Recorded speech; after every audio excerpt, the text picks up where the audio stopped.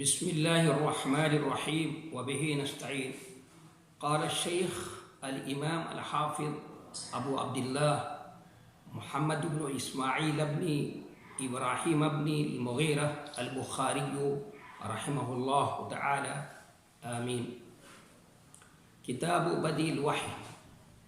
باب كيف كان بدء الوحي إلى رسول الله صلى الله عليه وسلم وقول الله عز وجل، اور دوسری طرح سے بھی پڑھ سکتے ہیں وقول اللہ عز وجل اعوذ باللہ من الشیطان الرجیم بسم اللہ الرحمن الرحیم انا اوحینا الیک کما اوحینا الی نوح والنبیین من بعده. به قال حدثنا الحمیدی قال حدثنا سفیان بن عیینہ قال حدثنا یحیی بن سعید الانصاری قال أخبرني محمد بن إبراهيم التيمي أنه سمع علقمة بن وقاص الليثي يقول سمعت عمر بن الخطاب على المنبر يقول سمعت رسول الله صلى الله عليه وسلم يقول إنما الأعمال بالنيات وإنما لامرئ ما نوى فمن كانت هجرته إلى دنيا يصيبها أو إلى امرأة ينكحها فهجرته إلى ما هاجر إليه او کما قال صلی اللہ علیہ وسلم. محترم دینی بھائیوں اور بہنوں، یہ امام بخاری رحمۃ اللہ علیہ کی کتاب ہے. اس کتاب کو امام بخاری رحمۃ اللہ علیہ نے بڑے اہتمام سے اور بہت ہی احتیاط کے ساتھ اس کو مرتب کیا ہے، جیسا کہ میں نے تمہیدی گفتگو میں اس کی وضاحت کی ہے. یہ کتاب جو ہندوستان میں جو نسخہ پایا جاتا ہے، اس نسخے کے اندر کتاب و بدء الوحی نہیں ہے، وہاں پر باب کا لفظ ہے. تو اس لیے لوگوں کو اعتراض ہوتا ہے. کوئی اعتراض کر سکتا ہے، تو اگر وہ اعتراض یہ کرتا ہے کہ اس میں یہاں پر کتاب کا لفظ نہیں استعمال کیا امام بخاری رحمۃ اللہ علیہ نے، جبکہ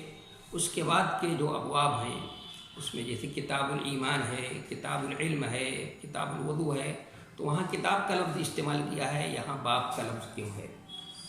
تو اس کا جواب بہت آسان ہے. اس کا جواب یہ ہے کہ اس باب میں، اس ترجمۃ الباب کے ضمن میں صرف ایک ہی باب آیا ہے، اس لیے باب پر اکتفا کیا ہے امام بخاری رحمۃ اللہ علیہ نے، اور کتاب کا لفظ وہاں پر استعمال کیا ہے جہاں پر اس ضمن میں بہت سارے ابواب آئے ہیں، وہاں پر امام بخاری رحمۃ اللہ علیہ نے باب کا لفظ استعمال کیا ہے. دوسرا اعتراض یہ کیا جاتا ہے امام بخاری رحمۃ اللہ علیہ پر کہ امام بخاری رحمۃ اللہ علیہ نے اپنی جامع کو حمد کے ساتھ کیوں نہیں شروع کیا، جبکہ امام ابو داؤد رحمۃ اللہ علیہ نے اپنی سنن کے اندر جناب نبی کریم صلی اللہ علیہ وسلم کی 2 حدیث نقل کی ہے کہ کل امر ذی بال لا یبدأ فیہ بحمد اللہ فہو اقطع، اور دوسری ہے کل خطبۃ لیس فیہا شہادۃ فہی کالید الجزمہ، کہ ہر محتم بشان کام جو بھی اللہ کی حمد سے شروع نہ کیا جائے تو وہ دم بریدہ ہے. اسی وجہ سے تاریخ میں زیاد ابن ابی کی تقریر جو ہے دم بریدہ تقریر کے نام سے مشہور ہے، کیونکہ اس نے غصے کی حالت میں تقریر کی تھی اور خطبہ مسنونہ بھول گیا، تو اس کی وجہ سے وہ تقریر ہی خطبہ بترا کے نام سے اور دم بریدہ کی تقریر کے نام سے مشہور ہے. تو جب جناب نبی کریم صلی اللہ علیہ وسلم کی 2 حدیثیں یہاں پر موجود ہیں ہمارے سامنے، تو امام بخاری رحمۃ اللہ علیہ کو بھی اپنی اس کتاب کو حمد سے، اللہ کی حمد و ثنا سے شروع کرنا چاہیے. تو اس کا جواب ہم 4 اعتبار سے دے سکتے ہیں. اس کا جواب، پہلا جواب تو یہ ہے کہ یہ چونکہ حدیثیں جو 2 حدیثیں ہیں سنن ابو داؤد کے اندر، امام بخاری رحمۃ اللہ علیہ کی شرط کے مطابق نہیں ہیں، اس لیے امام بخاری رحمۃ اللہ علیہ نے اس کا حمد سے اپنی اس کتاب کا آغاز نہیں کیا اور اس کی طرف التفات نہیں کیا ہے. اور دوسرا جواب یہ ہے کہ امام بخاری رحمۃ اللہ علیہ نے ان حدیثوں کا لحاظ کیا ہے اور لحاظ کرتے ہوئے، کیونکہ اس میں نبی علیہ الصلوۃ والسلام نے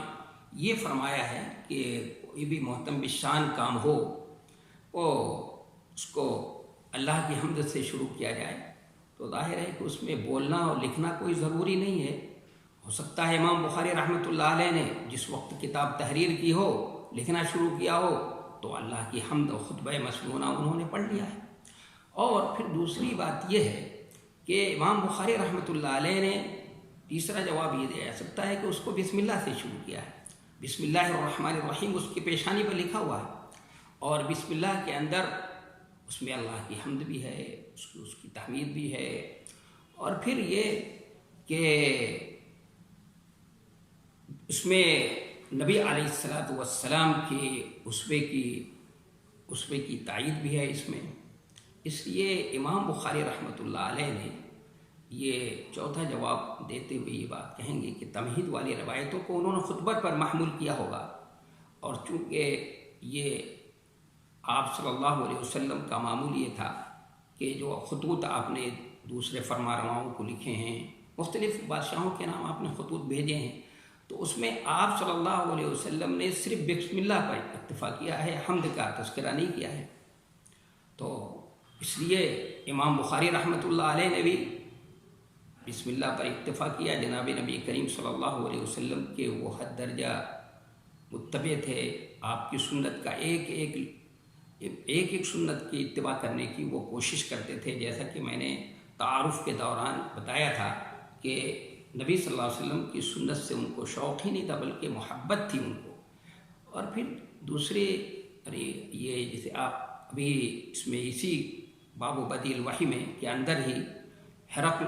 والی حدیث آئے گی، اس میں جناب نبی کریم صلی اللہ علیہ وسلم نے دحیہ کلبی کے ذریعے سے جو خط بھیجا ہے اس کے پاس، ہرقل کے پاس، اس میں بھی ہے، اس کی پیشانی پہ بھی لکھا ہوا بسم اللہ الرحمن الرحیم۔ تو اسی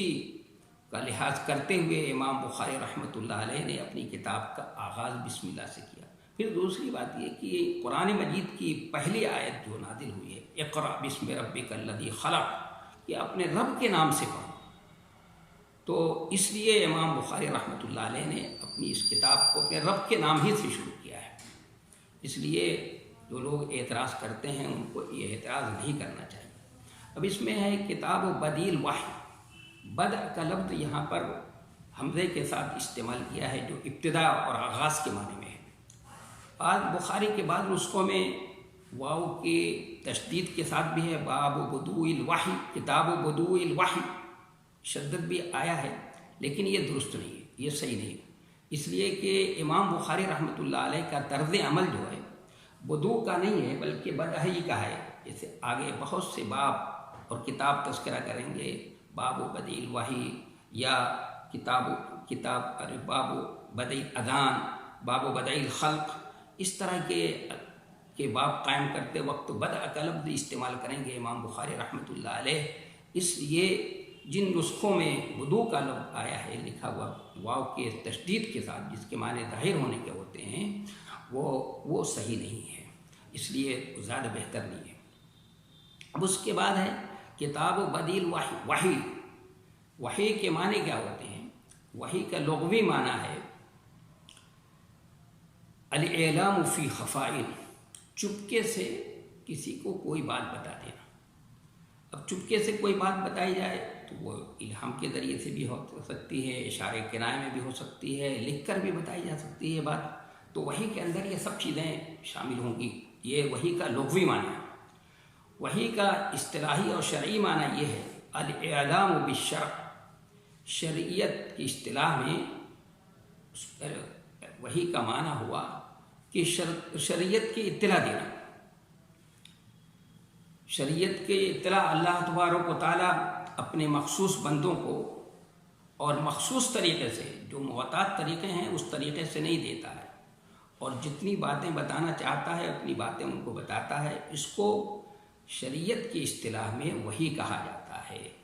وحی کا لفظ بول کر، مصدر بول کر کے کبھی کبھی وحی کا مراد ہوتا ہے، مفعول مراد لیا جاتا ہے، یعنی اللہ کا وہ کلام جو نبی صلی اللہ علیہ وسلم پر نازل کیا گیا۔ اب وحی کی قسمیں ہیں، وحی کی 7 قسمیں ہیں۔ جناب نبی کریم صلی اللہ علیہ وسلم کے اوپر ان طریقے سے وحی آیا کرتی تھی۔ پہلے قسم اس کی ہے خواب، کہ انبیاء کرام کو خواب بھی دکھائے جاتے ہیں اور ان کے خواب سچے ہوتے ہیں اور اس کو وحی کا درجہ حاصل ہے۔ دوسری وحی کی قسم ہے کہ گھنٹی کی آواز کی شکل میں وہی آپ کے پاس آتی تھی، جس کو صحابی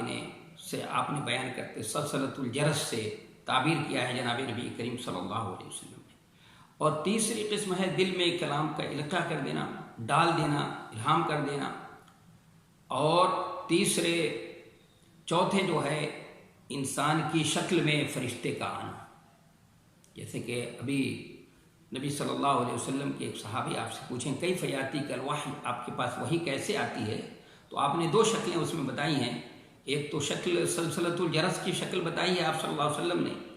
اور دوسری شکل جو ہے آپ نے کہ احیانا یتمثل لی الملک رجلا، کہ کبھی کبھی فرشتہ جو ہے وہ میرے پاس انسان کی شکل میں آتا ہے۔ تو اور 5ویں شکل جبریل کا اپنی اصلی شکل میں آنا وہی لے کر۔ اور چھٹی قسم جو ہے پردے کے پیچھے سے اللہ کا کلام کرنا۔ اور وہی کی جو 7ویں قسم ہے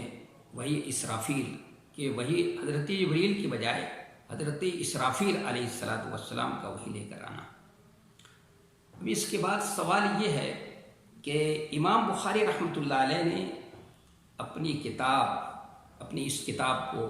جو بڑی اہم کتاب ہے، اصح کتاب بعد کتاب اللہ، اس کو وحی سے کیوں شروع کیا ہے؟ دوسرے سیاہ ستہ کے وہ مصنفین نے اپنی کتاب کا آغاز تو اس چیز سے نہیں کیا ہے، لیکن امام بخاری رحمۃ اللہ علیہ نے سب سے الگ تھلگ اور سب سے نرالا اور اچھوتا انداز اپناتے ہوئے اس کتاب کا آغاز وحی سے کیا ہے۔ دوسرے لوگوں نے، جیسے آپ کے شاگرد امام مسلم ہیں، انہوں نے اپنی کتاب کا آغاز سند سے کیا ہے۔ صحیح بات ہے، سند کی دین اسلام کے اندر بڑی اہمیت ہے، اس لیے کہ عبداللہ ابن مبارک کا قول ہے کہ لولا الاسناد من الدین لقال من شاء ما شاء، کہ اگر سند دین کا حصہ نہ ہوتی تو جو شخص جو چاہتا جو باتیں کہتا، بے سر پیر کے لوگ اڑایا کرتے۔ سند کی بڑی اہمیت ہے دین کے اندر، وہ دین کا حصہ ہے۔ اسی طرح امام ترمذی رحمۃ اللہ علیہ نے اور امام نسائی رحمۃ اللہ علیہ نے اور امام ابو داؤد رحمۃ اللہ علیہ نے اپنی کتاب کو انہوں نے کتاب الطہارت سے شروع کیا ہے۔ طہارت، دین اسلام کے اندر طہارت کی بھی بڑی اہمیت ہے، اس لیے کہ جناب نبی کریم صلی اللہ علیہ وسلم نے فرمایا ہے کہ الطہور شطر الایمان، کہ طہارت ایمان کا آدھا حصہ ہے۔ اس لیے کہ اسلام کے اندر عبادات 2 طرح کی ہیں، یا تو بدنی عبادات ہیں یا معاملات ہیں۔ اسلام اسی کا نام ہے، عبادات اور معاملات کا۔ تو عبادات جتنی بھی ہیں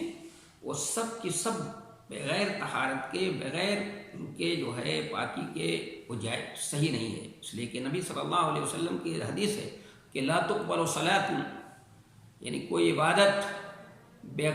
لا تقبل صلاۃ بغیر طہور ولا صدقۃ من غلول، کہ کوئی بھی نماز، چاہے کوئی سی بھی ہو، چاہے نماز جنازہ ہو، سجدہ تلاوت ہو، کوئی نماز ہو، کوئی بھی عبادت ہو، بغیر طہارت کے قابل قبول نہیں ہوتی اللہ کے یہاں۔ تو طہارت کی تو بڑی اہمیت ہے اسلام کے اندر، اور اسلام جب طہارت کی بات کرتا ہے تو صرف ظاہری صفائی اور ایک کی بات نہیں کرتا، بلکہ باطنی صفائی کی بھی بات کرتا ہے۔ اس لیے اسلام میں طہارت کا ایک وسیع مفہوم ہے، جو اور دوسرے ادیان اور مذاہب کے اندر یہ چیز نہیں ملتی ہے، اسلام کی خصوصیت ہے۔ تو طہارت کی بھی بڑی اہمیت ہے، تو ان لوگوں نے طہارت سے اپنی کتاب کا آغاز کیا ہے۔ اور امام ابن ماجہ نے اپنی کتاب کا آغاز باب اتباع نبی صلی اللہ علیہ وسلم سے کیا ہے، اس کی بھی بڑی اہمیت ہے۔ نبی صلی اللہ علیہ وسلم کی اتباع تو ایمان ہے۔ قرآن کہتا ہے قل ان کنتم تحبون اللہ فاتبعونی یحببکم اللہ، کہ اگر تم اللہ سے محبت کا دعویٰ کرتے ہو تو مجھ سے میری اتباع کرو، اللہ تم سے محبت کرنے لگے گا۔ اتباع کا مطلب ہے کہ ان کی قدم سے قدم ملا کر چلنا، ان کے نقش قدم کے مطابق چلنا۔ اطاعت الگ چیز ہے اور اتباع الگ چیز ہے۔ اطاعت جو ہے وہ طاقت کے ذریعے سے بھی کرائی جا سکتی ہے، لیکن اتباع کا تعلق جو ہے وہ اس کا تعلق ہے دل سے۔ جب تک آدمی دل سے نہیں چاہے گا وہ اتباع نہیں ہو سکتی ہے۔ تو اتباع کی بھی بڑی اہمیت ہے، اور یہی صحیح معنوں میں دین اور اسلام ہے۔ تو اس سے انہوں نے اپنی کتاب کا آغاز کیا، لیکن امام بخاری رحمۃ اللہ علیہ جو امام المحدثین ہیں اور امیر المومنین فی الحدیث ہیں، انہوں نے اپنی اس کتاب کا آغاز بالکل ہی نئے انداز سے اور اچھوتے انداز سے کیا ہے۔ تو اس کا جواب مختلف اعتبار سے مختلف جواب دیا جا سکتا ہے۔ پہلا جواب اس کا یہ ہے کہ امام بخاری رحمۃ اللہ علیہ نے اپنی کتاب کا آغاز وحی سے کیا، کیونکہ آپ کی حدیثوں پر اعتماد کب ہوگا؟ ظاہر ہے کہ جب تو اسی وقت ہو سکتا ہے جب آپ صلی اللہ علیہ وسلم کی نبوت کو ثابت کر دیا جائے کہ آپ صلی اللہ علیہ وسلم نبی ہیں، آپ کے پاس وحی آیا کرتی ہے، وحی آتی ہے۔ جب وحی ثابت ہو جائے گی تو آپ پر ایمان لانا بھی ضروری ہوگا، اور آپ صلی اللہ علیہ وسلم جو فرمائیں گے، جو آپ کی حدیثیں ہوں گی، ان حدیثوں کو بھی تسلیم کرنا ضروری ہوگا۔ اس لیے امام بخاری رحمۃ اللہ علیہ نے پہلے وحی کا تذکرہ کیا ہے اور اپنی کتاب کا آغاز وحی سے کیا ہے۔ دوسرا جواب یہ ہے کہ یہ کتاب جو امام بخاری رحمۃ اللہ علیہ نے تصنیف کی ہے اور جس کو 16 سال کے اندر تحریر کیا ہے امام بخاری رحمۃ اللہ علیہ نے، یہ کتاب وحی السنہ کو جمع کرنے کے لیے لکھی گئی ہے۔ اس میں صحیح حدیثوں کو امام بخاری رحمۃ اللہ علیہ نے نقل کیا ہے، تو اس لیے وحی کے باب سے شروع کرنا ضروری تھا۔ اس لیے امام بخاری رحمۃ اللہ علیہ نے نقل کیا، کیونکہ قرآن وحی متلو ہے تو حدیث وحی غیر متلو ہے، اس لیے پہلے وحی کو ثابت کرنا ضروری۔ اور تیسرا اور سب سے اہم جواب یہ ہے کہ تمام شرائع کا دار و مدار، اللہ کی رضا کا اور خوشنودی کا معلوم کرنے کا دار و مدار، یا دین کی معلومات کا دار و مدار وحی کے اوپر ہی ہو سکتا ہے۔ اس لیے کہ وحی سے زیادہ معتبر، وحی سے زیادہ بہتر کوئی چیز نہیں ہو سکتی۔ اس لیے وحی جو ہے وہ صحیح منبع اور سرچشمہ ہے دین کو جاننے کا اور اللہ کی رضا اور خواہش کو معلوم کرنے کا۔ کوئی عقل مند انسان کتنا ہی عقل مند کیوں نہ ہو، کوئی بڑا سے بڑا فلسفی ہو، بڑے سے بڑا سائنسداں ہو، بڑے سے بڑا جینیس ہو، اللہ کی رضا کو نہیں بتا سکتا کہ اللہ کو اس وقت یہ چیز پسند ہے اور اللہ اس وقت اس چیز کو پسند فرماتا ہے۔ ایسا نہیں ہو سکتا، ممکن نہیں ہے، وہ نہیں بتا سکتا ہے۔ بتانے اس کا سب سے بہتر ذریعہ کیا ہو سکتا ہے؟ وہی ہو سکتا ہے۔ اس لیے چونکہ دین کا دار و مدار اس وحی کے اوپر ہے، اس لیے امام بخاری رحمۃ اللہ علیہ نے اپنی اس کتاب کا آغاز وحی سے کیا ہے۔ امام بخاری رحمۃ اللہ علیہ نے، اس سے ان کی دقت نظر اور ان کی بالغ نظری کا جو ہے اندازہ ہوتا ہے۔ جیسے کہ میں نے تعارف میں بتایا تھا کہ ان کی کتاب میں دقت نظر بھی ہے اور ان کی کتاب کے اندر استدلال کی بھی دقت ہے۔ بڑی باریکی کے ساتھ امام بخاری رحمۃ اللہ علیہ استدلال فرمایا کرتے ہیں۔ اب اس کے بعد امام بخاری رحمۃ اللہ علیہ نے باب کیف کان بدء الوحی الی رسول اللہ صلی اللہ علیہ وسلم، یہ باب قائم کیا ہے امام بخاری رحمۃ اللہ علیہ نے۔ اس کو 3 طرح سے پڑھ سکتے ہیں۔ ایک طریقہ تو ایک اس طرح سے پڑھ سکتے ہیں جیسے میں نے پڑھا، باب کیف کان بدء الوحی الی رسول اللہ صلی اللہ علیہ وسلم، کہ باب کہ رسول اللہ صلی اللہ علیہ وسلم کے اوپر وحی کا آغاز کیسے ہوا، یہ باب ہے۔ دوسرا طریقہ، دوسرا پڑھنے کا طریقہ، باب کہ بغیر تنوین کے پڑھا جائے، باب کیف کان بدء الوحی الی رسول اللہ صلی اللہ علیہ وسلم۔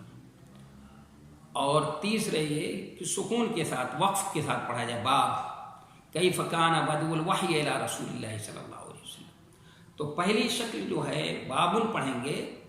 تو اس وقت ترکیب یہ ہوگی کہ ہذا بابن، ہذا ابتدا اور بابن جو ہے اس کی خبر ہوگی۔ اس طرح سے اس کا محل اعرابی ہوگا تو مرفوع ہوگا باب۔ اور دوسری شکل میں بھی اس باب کیف کان بدء الوحی، تو باب مضاف ہوگا اور اس کے بعد کے جو جملہ ہے وہ مضاف الیہ بنے گا، مضاف الیہ مل کر کے خبر ہے اور ھذا وہاں پر محذوف ہوگا۔ لیکن جب تیسری شکل جو بتائی ہے باب سکون یعنی وقف کے ساتھ، تو اس میں کوئی اس کا محل اعرابی نہیں ہوگا، یہ ایسی ہوگا جیسے ہم لوگ بھی کوئی گنتے ہیں تو 1 2 3 اس طرح سے رک کر کے وقف کے ساتھ گنتے ہیں، یا پھلوں کا نام لیتے ہیں۔ تو عربوں کے یہاں بھی طریقہ یہی تھا کہ پھلوں کا نام لینا ہو، گنتی ہو تو اس کو وقف کے ساتھ، تو اس لیے وقف کے ساتھ اس کو بیان کیا ہے۔ تو اس باب کو 3 طرح سے پڑھ سکتے ہیں۔ باب کیف کان بدء الوحی الی رسول اللہ صلی اللہ علیہ وسلم۔ اب اس میں امام بخاری رحمۃ اللہ علیہ کے اس ترجمۃ الباب کا مقصد کیا ہے؟ تو سب سے پہلے بنیادی بات یہ معلوم ہونی چاہیے کہ امام بخاری رحمۃ اللہ علیہ نے ترجمۃ الباب قائم کیا ہے، لیکن خود مقصد نہیں بتایا ہے امام بخاری رحمۃ اللہ، اور مقصد کو امام بخاری رحمۃ اللہ علیہ نے پڑھنے والے پر خود چھوڑ دیا ہے کہ وہ خود سمجھنے کی کوشش کرے۔ اس لیے ان کے بعض تراجم کے اندر بڑی دقت ہے، اس لیے لوگوں نے اپنے اپنے ذوق کے مطابق اور مذاق کے مطابق الگ الگ سب کی توجیہیں کی ہیں۔ تو یہاں پر بھی اس ترجمۃ الباب میں ایسی اس کی توجیہ کی جائے، ایسا مقصد بیان کیا جائے کہ امام بخاری رحمۃ اللہ علیہ کے یہاں پر ایسا مقصد ہے جس سے اس باب کے ضمن میں جتنی بھی حدیثیں آئی ہیں سب کی سب حدیثیں اس میں کیا ہو جائے، اس باب کے میں آ جائیں اور اس میں شامل ہو جائے۔ ایسا نہ ہو کہ کوئی حدیث اس سے وہ اس باب سے ترجمۃ الباب سے الگ تھلگ ہم کو نظر آتی ہو۔ تو ظاہر ہے کہ امام بخاری رحمۃ اللہ علیہ کا مقصد تو یہ نہیں ہو سکتا جو یہاں پر ظاہری ہمیں سمجھ میں آ رہا ہے، باب کیف کان بدء الوحی الی رسول اللہ، کہ یہ باب ہے کیسے رسول اللہ صلی اللہ علیہ وسلم کے اوپر وحی کا آغاز ہوا۔ اگر یہ ظاہری معنی لے لیا جائے، یہ مقصود امام بخاری کا تسلیم کر لیا جائے، تو اس ضمن میں جتنی بھی حدیثیں آئی ہیں سب اس کے اندر شامل نہیں ہو سکتی، کیونکہ اس میں سے 1 2 3 حدیثیں ایسی ہوں گی جن میں وحی کے آغاز کا تذکرہ ہے۔ اس کے علاوہ جتنی بھی حدیثیں ہیں، خاص طور سے پہلی حدیث اور اس کے بعد حدیث ہرقل ہے، اور بھی حدیثیں ہیں، اس نبی صلی اللہ علیہ وسلم کے تعارف والی حدیث ہے، اس میں وہ سب اس باب کے ضمن میں نہیں آئے گی۔ تو بہر صورت غور کرنا پڑے گا، سوچنا پڑے گا یہاں پر۔ تو سب سے پہلی بات یہ ہے کہ یہاں پر جو بدء کا لفظ ہے یہ امام بخاری رحمۃ اللہ علیہ نے صرف ایک زائد کے طریقے پر استعمال کیا ہے۔ یہ بدء کا لفظ مقصود نہیں ہے، مقصود وحی ہی کا لفظ بیان کرنا ہے، اور ایسا وہ اپنی کتاب میں بہت کرتے ہیں، جہاں جیسے انہوں نے باب بدء الاذان، باب بدء الحیض، باب بدء الخلق، تو وہاں پر باب تو بدء الخلق کہا ہے، لیکن یہ صرف نہیں تخلیق کے آغاز ہی کا تذکرہ نہیں ہے، بلکہ اس سے متعلق جتنی بھی چیزیں ہیں ساری چیزیں اس میں آ گئی ہیں۔ تو اس طرح امام بخاری رحمۃ اللہ علیہ نے یہاں پر ایک لفظ جو ہے ایک خوبصورتی کے لیے، اچھے کے لیے، اور اس بات کے اشارے کے لیے کہ اسلامی شرائع کا جو آغاز ہوا ہے وہ ظاہر وحی ہی کے ذریعے سے ہوا ہے، جتنی بھی شرائع ہیں تو آغاز اس کی طرف اشارہ کرنے کے لیے اس میں خوبصورتی بھی پیدا ہو جائے اور اشارہ بھی ہو جائے، اس لیے امام بخاری رحمۃ اللہ علیہ نے بدء کا لفظ استعمال کیا ہے۔ لیکن مقصود کیا ہے؟ وحی کا حال بیان کرنا ہے، وحی کی قدر و قیمت، اس کی اہمیت، اس کی عظمت، اس کی جلالت شان، کہ جناب نبی کریم صلی اللہ علیہ وسلم پر وحی کا جو وحی آتی تھی اس کی اہمیت کیا تھی، اس کی قدر و قیمت کیا تھی، اس کی عظمت کیا تھی، یہ بیان کرنا مقصد ہے۔ اور یہ ہو سکتا ہے بدء کا لفظ بیچ سے اس طرح سے بھی نکل سکتا ہے کہ بدء کی اضافت وحی کی طرف جو مانی جائے اضافت بیانیہ مانی جائے، تو جب اضافت بیانیہ مانی جائے گی تو وہی مراد ہوگی، ظاہر ہے مضاف مراد نہیں ہوتا، مضاف الیہ اس میں اضافت بیانیہ میں مراد ہوتا ہے، اور بدء کا لفظ ایک زائد سا لفظ ہوگا۔ اور یہ بھی ہو سکتا ہے کہ بدء کا لفظ استعمال کیا ہے امام بخاری رحمۃ اللہ علیہ نے بدء بول کر، مصدر بول کر کے مبدا مراد لیا ہو، یعنی ظرف مقصد ہو، یہ بتانا ہو کہ جناب نبی کریم صلی اللہ علیہ وسلم کے اوپر جو وحی آتی تھی اس کا منبع اور سرچشمہ اللہ تبارک و تعالیٰ کی ذات ہے، جیسے کہ اور گزشتہ انبیاء کرام پر یہ آتی تھی۔ بہرصورت اس ترجمۃ الباب کا مقصد جو ہے، جو امام بخاری رحمۃ اللہ علیہ نے ہمارے سامنے بیان کیا ہے، اس کا ایک تو ظاہری مقصد ہو سکتا ہے، تو ظاہری مقصد جو اس کے بظاہر جو الفاظ ہیں اس سے کہ وحی کا آغاز رسول اللہ صلی اللہ علیہ وسلم پر کیسے ہوا، لیکن جب اس میں ڈوب کر کے اس کے گہرائی میں جا کر ہم سوچتے ہیں، غور کرتے ہیں کہ نہیں، یہ مقصد نہیں ہو سکتا امام بخاری کا، بلکہ یہ مقصد ہے کہ نبی صلی اللہ علیہ وسلم پر جو وحی نازل ہوتی تھی، اس وحی کی اہمیت کیا تھی، اس کی قدر و قیمت کیا تھی، اس کی عظمت کیا تھی، اس کی جلالت شان کیا ہے، اس کو بیان کرنا مقصد ہے۔ یہ اگر ترجمۃ الباب کا مقصد مان لیا جائے تو اس ضمن کے اندر جتنی بھی حدیثیں آئی ہیں، ساری کی ساری حدیثیں اس باب کے اندر شامل ہو جائیں گی، کوئی حدیث اس باب سے الگ نہیں ہوگی۔ اس کے بعد وحی کو ثابت کرنے کے لیے امام بخاری رحمۃ اللہ علیہ نے جو ان کا طرز استدلال ہے بہت ہی اچھوتا اور بڑا نرالا انداز ہے۔ انہوں نے سورہ نساء کی ایک آیت سے استدلال کیا ہے۔ جناب نبی کریم صلی اللہ علیہ وسلم پر جو وحی آتی تھی، اس وحی کو ثابت کرنے کے لیے کہ آپ کے اوپر جو وحی آتی تھی اس کا منبع اور سرچشمہ کیا ہے، وہ وحی ایسی ہے جیسے گزشتہ انبیاء کرام پر آئی تھی، تو پورے قرآن مجید سے انہوں نے سورہ نساء کی اس آیت کا انتخاب کیا ہے۔ اس سے ان کی دقت نظر اور ان کی بالغ نظری کا بھی اندازہ ہوتا ہے کہ جس میں ابھی میں آیت پڑھتا ہوں تو اس سے اندازہ ہو جائے گا کہ جس میں وحی کا یہ بھی بتایا گیا ہے کہ وحی کا منبع اور سرچشمہ جو ہے اللہ کی ذات ہے، اور پھر یہ بھی اس میں وضاحت ہے کہ اللہ کی سنت کیا ہے، وحی کے سلسلے میں اللہ کی سنت کیا رہی ہے، گزشتہ انبیاء کرام پر کیسے وحی نازل کرتا رہا ہے۔ اس کے بعد پھر وحی کی شکلیں بھی اس میں بتائی گئی، آگے چل کر وحی کی شکلیں بتائی، صورتیں کچھ بتائی ہیں، اور پھر اس کے بعد وحی کی حکمت بتائی ہے اللہ تبارک و تعالیٰ نے اسی آیت کے اندر آگے چل کر۔ اس لیے امام بخاری رحمۃ اللہ علیہ نے اس آیت کا انتخاب کیا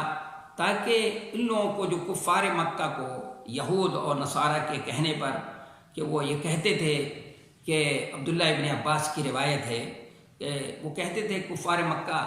کہ حضرت موسیٰ علیہ السلام کے بعد کوئی وحی آئی ہی نہیں ہے، تو اس لیے آپ کے پاس کیسے وحی آتی ہے، ہم نہیں مانتے، ہم اس لیے آپ کو وحی کو نہیں مانتے ہیں اور آپ کو نبی نہیں مانتے۔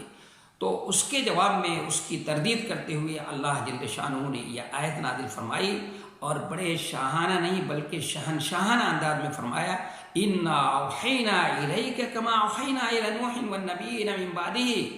کہ ہم نے ہی، دیکھیے یہاں پر جملہ فعلیہ کے اوپر جملہ اسمیہ کو مقدم کیا ہے، اور اس سے اس میں تاکید پیدا ہو جاتی ہے، اور پھر انا کے ذریعے سے بھی بیان کیا ہے، تو مزید دو تاکیدیں بیان کر دی کہ انا اوحینا الیک، کہ ہم نے ہی آپ کے پاس وحی کی ہے، یعنی ہم وحی بھیجنے والے ہیں، ہم نے ہی آپ کے پاس وحی بھیجی ہے، جس طرح حضرت نوح علیہ السلام کی طرف ہم نے وحی بھیجی تھی، اس طرح ہم وحی بھیجا کرتے تھے، اور اس کے بعد کے انبیاء کرام ہیں، حضرت ابراہیم ہیں اور دوسرے انبیاء کرام ہیں جن کے اوپر ہم نے وحی بھیجی، تو گویا جیسے حضرت موسیٰ علیہ السلام پر وحی آتی تھی، حضرت ابراہیم حضرت نوح علیہ السلام پر وحی آتی تھی، اسی طرح کی یہ بھی وحی ہے۔ تو جو شخص اس وحی کو نہیں مانے گا تو گویا حضرت موسیٰ علیہ السلام کی وحی کو بھی نہیں مانتا ہے۔ اس لیے حضرت موسیٰ علیہ السلام کی، حضرت عیسیٰ علیہ السلام کی وحی کو جو مانتا ہے اس کے لیے ضروری ہے کہ وہ جناب نبی کریم صلی اللہ علیہ وسلم کی وحی کو بھی تسلیم کرے، مانے، وہ اس کو بھی ماننا پڑے گا اس کو۔ اور پھر اللہ تبارک و تعالیٰ نے یہ بتا دیا اپنی سنت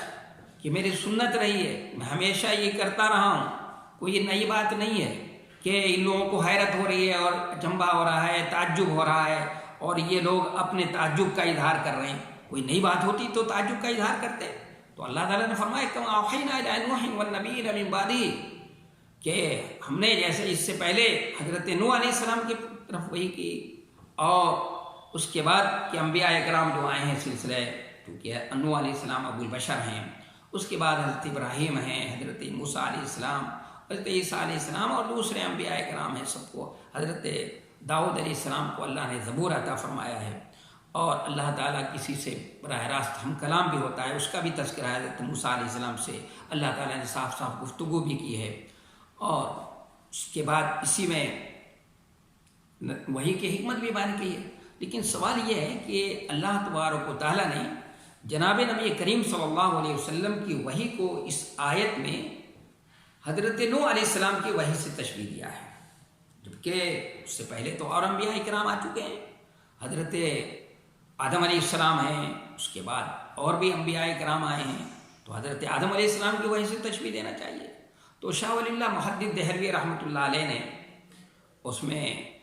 وضاحت فرمائی ہے کہ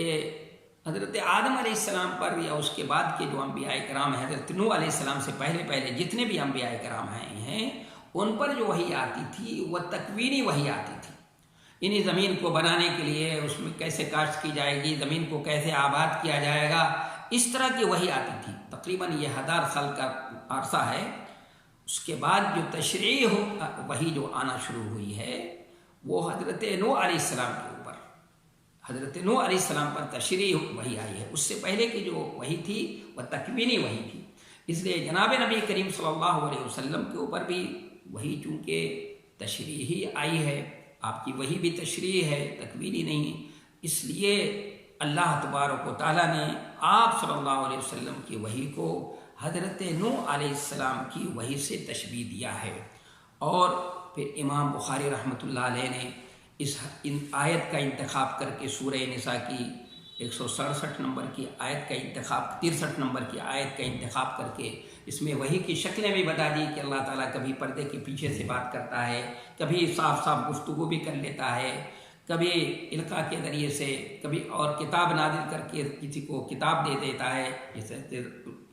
داؤد علیہ السلام کو زبور عطا فرمایا اللہ تعالیٰ نے. اور کبھی یہ خواب کے ذریعے سے بھی وحی آتی. پھر وحی کی حکمت بتا دی اللہ تعالیٰ نے کہ رسلا مبشرین و منذرین لئلا یکون للناس حجۃ بعد الرسل، کہ اللہ تعالیٰ نے یہ اپنی طرف سے بشارت دینے والے، خوشخبری سنانے والے اور ڈرانے والے اور لوگوں کو آگاہ کرنے والے انبیاء کرام اور رسول کیوں بھیجا؟ تاکہ لوگوں کے لیے ان رسولوں کے نازل ہونے کے بعد یہ حجت نہ رہے، اللہ کے پاس سامنے یہ نہ کہہ سکیں کہ اللہ تو نے ہمارے پاس رسول نہیں بھیجا، اگر آپ رسول بھیجتے تو ہم آپ پر ضرور ایمان لاتے اور آپ کے دین کی پیروی کرتے. جیسے کہ سورہ طٰہٰ میں اس کی وضاحت ہے کہ اللہ آپ رسول بھیجتے تو ہم آپ کے رسول کی ضرور پیروی کرتے، ہمارے پاس رسول آئے نہیں تو ہم کیسے آپ کے حق پہ اور کیسے آپ کے دین کی پیروی کرتے. تو اللہ تعالیٰ کل قیامت کے دن اگر کوئی اس طرح کی بات کرے گا تو اللہ تعالیٰ کہہ دے گا کہ خاموش ہو جاؤ، میں نے تمہارے اوپر حجت قائم کرنے کے لیے اپنے رسولوں کا سلسلہ جو ہے وہ میں نے سلسلہ قائم کیا تھا، میں نے اس پر اپنے رسولوں کو کے ذریعے سے یہ حجت تمہارے اوپر تمام کر دی ہے.